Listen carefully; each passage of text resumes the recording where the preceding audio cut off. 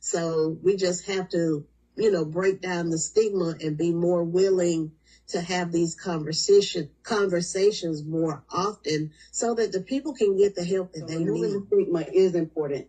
And to get that buy-in from the ministers is going to be very important, especially depending on the dynamics. We have the seniors, the elderly population who didn't believe in taking care of mental health, or that was something that we need to be talking about. Different cultures. What happens in this house stays in this house. But everyone now is beginning to have more buy-in. And I think that's because culturally, we're seeing more of our young people having more buy-in about their mental wellness. And with everything that's going on in society, if spiritually we do not get in touch, we're going to be lost. So we see everything going on with the shootings in the school systems and everything else. So it is having an impact in the religious setting as well as everywhere else. So that's why I think we're seeing more buy-in from pastors and ministers as well now. Okay, some great points. One of the things that I had highlighted in my notes that I did not bring up, there were people who told me a couple of years back that I would be in ministry, and I would laugh because I'm like, yeah, I'm far from a minister. But then when I thought about it, mental health in itself is a type of ministry because not everybody can do mental health. Everybody is not built to handle people with mental illness. So I was able to take it and say, okay, yeah, that's my ministry. But then in addition to, we have to realize, as you said about the pastors and the church hurt and things of that nature, we have to realize that people have soul wounds.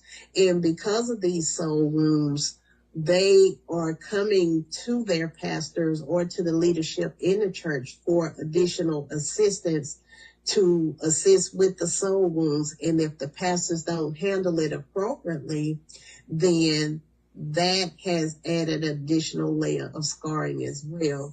And so instead of leaving a bitter taste in the people's mouth, we want to be better equipped to deal with whatever they bring in the church house, in the schoolhouse, in the office, whatever it is, wherever we encounter people, we want to be able to say, how can I assist you? Even when we don't necessarily want to assist, we can give them the resources to say, hey, these people might be able to help you. Even, if I can, let me redirect you to somewhere that can. But we have to realize that the soul wounds are caused by sin and trauma, and everybody has sinned, whether they want to admit it or not. We were born in a sinful nature. So that is just something that, we were granted at birth. Yeah, we can try to perfect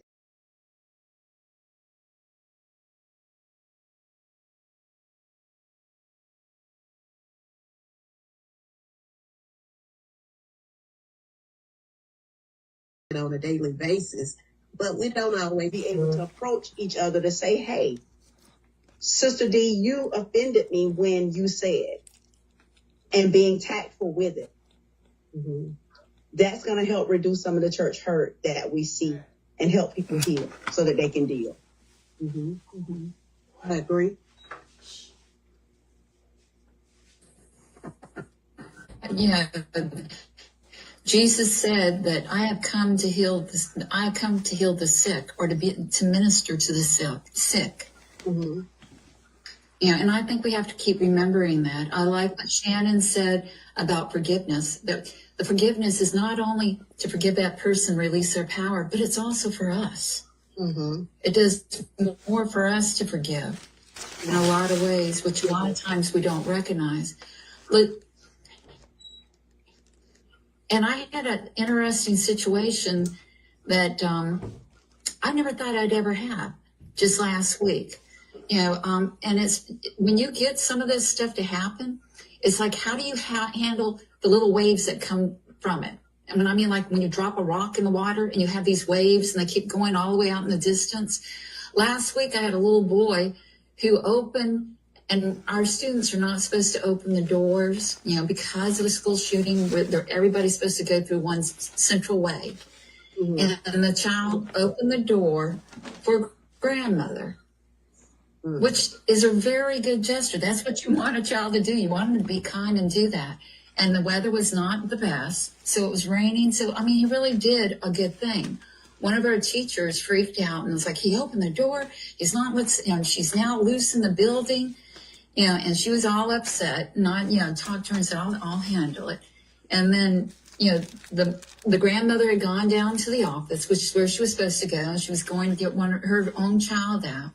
But I didn't have to, but I felt like that was a good teaching moment with that young man to sit there and explain to him, what you did was a great idea. I want you to be kind. But at this point, we also have to worry about your safety and the safety of everybody else here. Mm-hmm. So at this point, will you let adults worry about the door, please?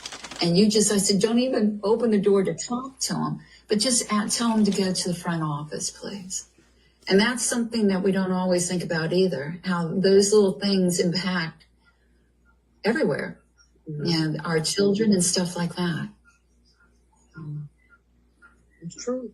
That is true. About a little girl up in, it was Lindley Middle School, I believe, where she took a gun to school and she shot herself in front of her classroom. Luckily, once I completed the article, she did not kill herself. But she did injure herself and she was in critical condition. And my heart ached for that family. What I have learned by working in the mental health field all the years that I did was that sometimes if you just simply ask someone can make the biggest difference ever. A lot of suicides can be prevented by simply asking that question. Are you okay? You will be surprised. I've been in grocery stores, Walmart, Publix, Food Lion, Harvey's, and if I walk by somebody, and I guess it's just in me now, it's ingrained in me, so I can't help but if I see someone that looks downtrodden, I'll speak to them and I'll ask, how are you today?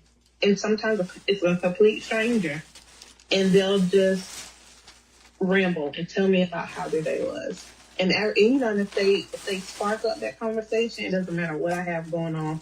I stop and I listen to what they have to say because they may have been waiting for someone to ask that question all day long and no one did.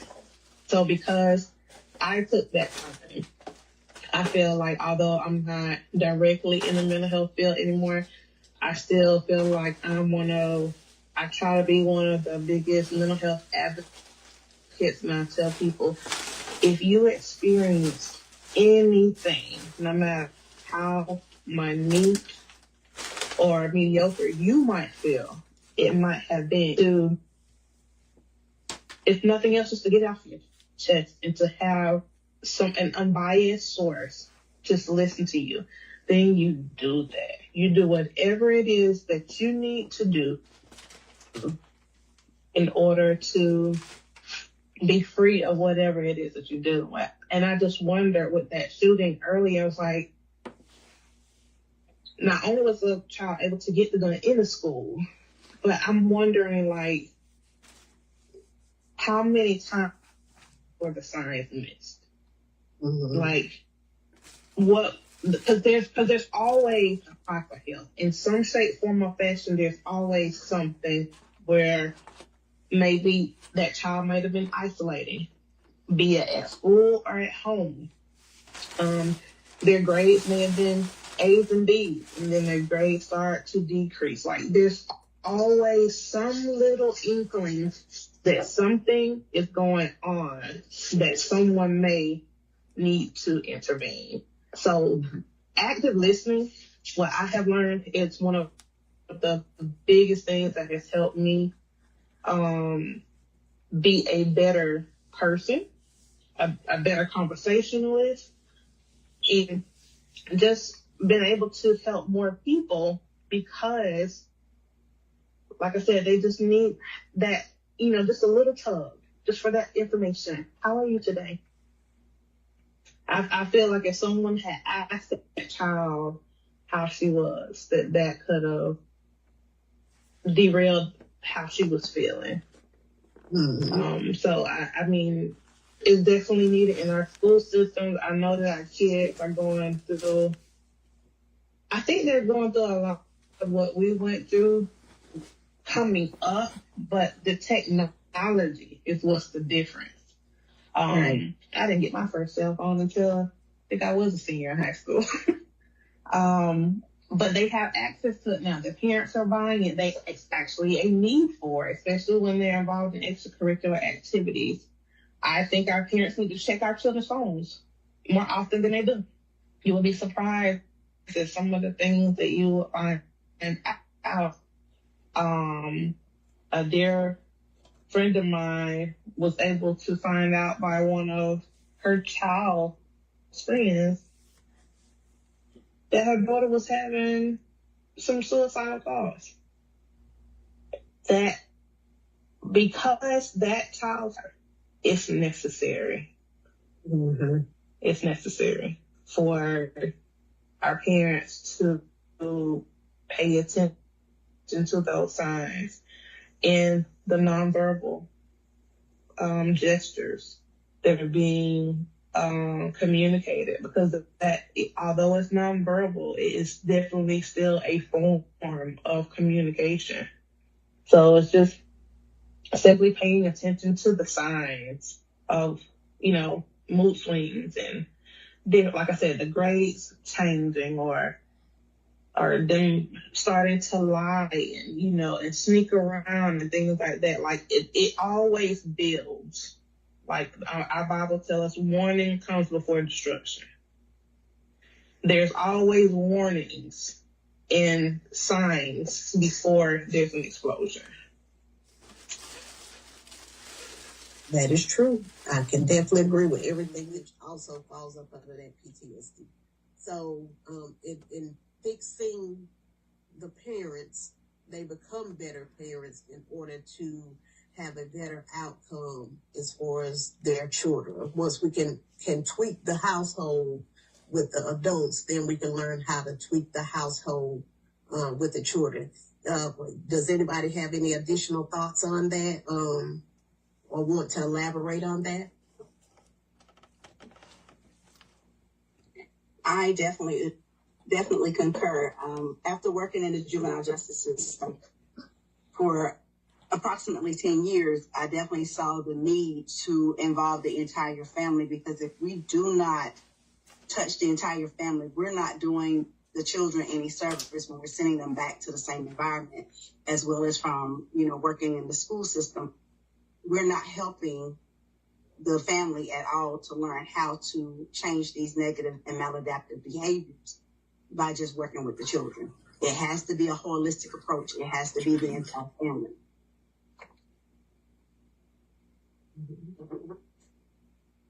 To account and get on top of, and that way that can reduce and eliminate an additional mental health issue for one or a couple of people, because that keeps them out the line of that predator. That they would like to add to the conversation. I can, Dr.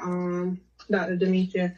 Okay. I just wanted to touch base just briefly on some of the resources that we have in the community.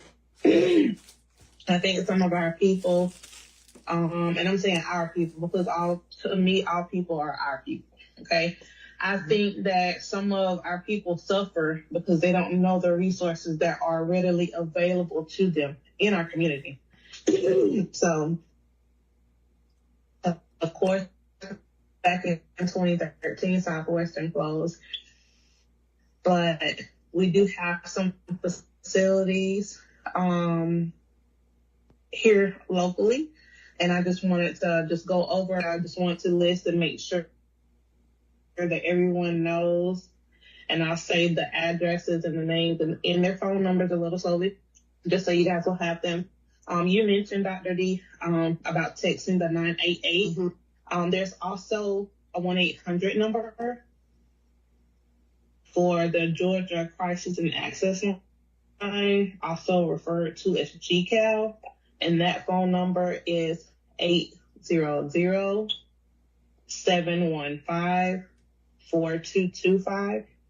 If you are having an episode and you feel like you need someone to come out to your home, if you call GCAL, they can dispatch a mobile crisis team to come to the address where you are to complete an assessment, and they will help you decide, if you need to go further to the crisis center, or if you have to go to the ER. If you have some substance abuse, they may recommend that you go to the ER. If your heart rate or blood pressure is elevated, they will send you to the ER to be stabilized first.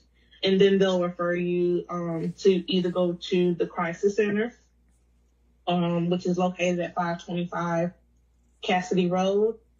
Their phone number is 229-225-3917, or they'll refer you to go to Archbold Northside, and their address is 401 Albany Road.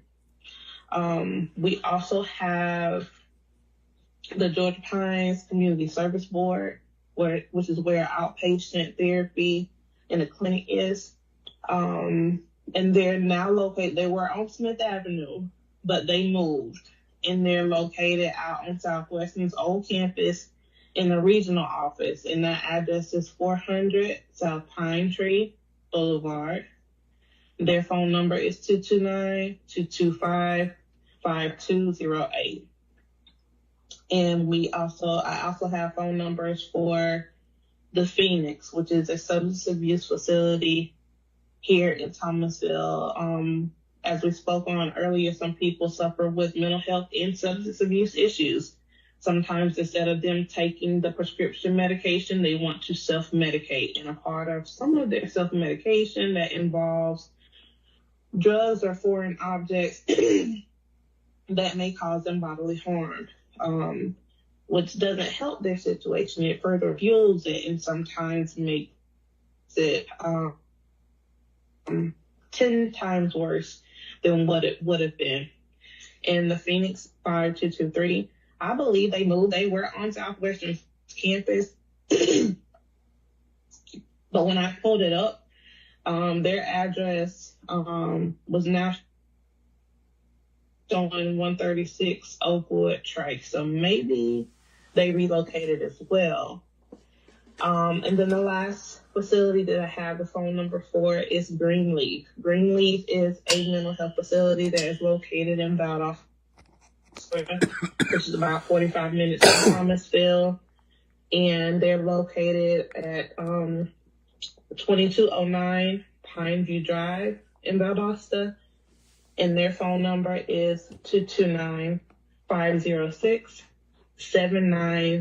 I was going to say that I think it's important for us, all of us who are dealing with mental health, to remember that we suffer from, secondary trauma, and that we have to take care of ourselves because we're reaching out for it's like, if I have this, I've been drinking out of this cup. If I keep drinking out of this cup, and I don't put anything in it, I'm going to be empty and I don't have anything else left to give to somebody else. And that's why, to me, God's real important. As you were saying, Shannon, the prayer life, reading in the Word of God, that helps give us stuff to give to others. But we also have to remember, too, some of us have heard or seen, or experienced ourselves some stuff with our children or our clients. That and it's sort of a secondary trauma, wouldn't you say, Dr. D? And that we need to, anybody in the helping fields will experience that secondary trauma. Mm-hmm. Yeah, and that's exactly. I know that's exactly what I wanted to say. As a therapist or a healthcare provider, anybody that provides any kind of care or ministry like this. You remember when Jesus had fed the multitudes, he went away and he had to be refreshed. And, I believe, and that was one of the two things I was going to say, Bunny, about how, professionals and pastors need therapists. Out of the trauma that they incur from those people that y'all say have church hurt, they bring, they get trauma too. And I believe that, they need, training and therapy as well. And I'm glad I'm an advocate for mental health as far as, the ministry is concerned. It goes hand in hand. Because, if a person is not, mentally fit, it's going to have something to do with the other facets of life as well. And the other thing that I want to mention to you ladies, when people, when we, in education, I know before we can put a child in special ed, we had to assess them. Many times, people come to church and they're not assessed. They don't have evaluations when they come in there. They hand the pastor say, "Oh, I'm dealing with this, and this, and this." And a good pastor, after you've prayed, and Shannon can tell you this because she's a member of my church. A good pastor the Bible says, you have to know those that labor among you. That may not be, I may not be a therapist or someone that works strongly in mental health, but I got some people around me that do. And I most definitely use them and try to push my congregants towards having mental health, because if you're healthy mentally, you can be healthy spiritually. And especially in the African American church, we tend to spiritualize things and just pray about it, put some oil on it, and you'll be fine. But God gave us physicians and professionals for a reason, and medicine for a reason. And so, ladies, tonight I've heard some wonderful testimonies, as well as some strategies to use. And that was the purpose of this meeting tonight, is to get you ladies and professionals together to do that. And you all have done a wonderful job. But just to close out, I know I touched briefly a few minutes ago on soul wounds, and this is part of the information that I was looking when I read that, but it was in two different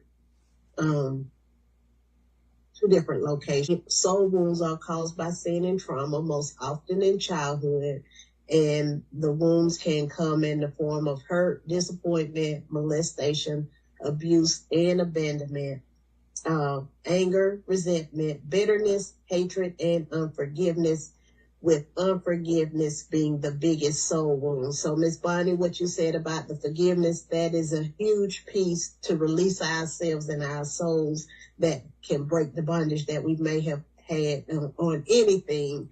And then, but if we don't release these soul wounds, then it turns into mental health and physical health issues and disorders. And a lot of people aren't aware of that. One thing I remember in a Bible study a few years ago, and we were discussing the immune system, and it said that God created the immune system to maintain the body. He created the body to be able to fight invaders. The spiritual enemy wants to destroy your immune system, which is your marrow.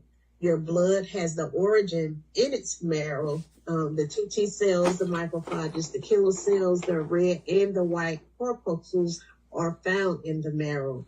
And then some ways that Satan tries to access your marrow is through your thoughts. He wants to make his spirituality your spirituality, get you to follow the law of sin, create relationships, breakups, stir up strife, promote conflict, promote inappropriate reactions, initiate verbal, physical, emotional, and sexual abuse, and speak to you in the first person as though it were your own thoughts, so that you don't realize that they are thoughts from the enemy.